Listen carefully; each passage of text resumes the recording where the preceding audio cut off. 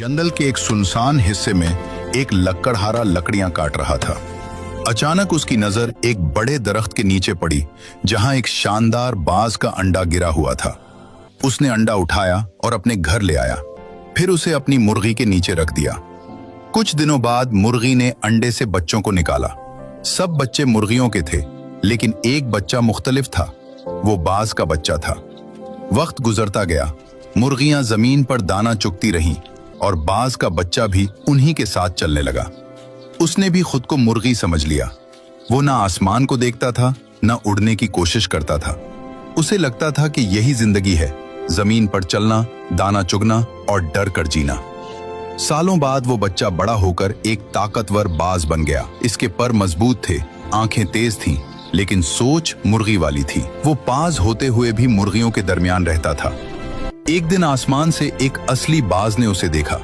वो नीचे आया और उसके सामने बैठ गया। कहने लगा, तुम तो बाज हो, फिर मुर्गियों जैसी जिंदगी क्यों गुजार रहे हो? तुम्हारी जगह आसमान में है, जमीन पर नहीं। लेकिन वो बाज बोला, नहीं, मैं मुर्गी हूं। मैं यही सीख कर बड़ा हुआ हूं। मैं उड़ नहीं सकता, मैं यही रहूंगा। ऊपर वाला बाज हंसा और उसे एक पहाड़ पर ले गया। कहा, नीचे देखो, ये जमीन तुम्हारे लिए नहीं बनी, तुम्हारे पर आसमान के लिए बने हैं। बस एक बार अपने पर फैलाओ और उड़ो। उसने हिचकिचाते हुए पर फैलाए, और जब उसने खुद को आसमान में छोड़ा तो उसे अपनी असल पहचान याद आ गई। वो जोर से चीखा और बुलंद होकर उड़ गया। तब उसे समझ आया कि वो हमेशा से बाज था, बस उसे किसी ने बताया नहीं था कि वो कौन है। सबक, इंसान भी इसी बाज की तरह होता है।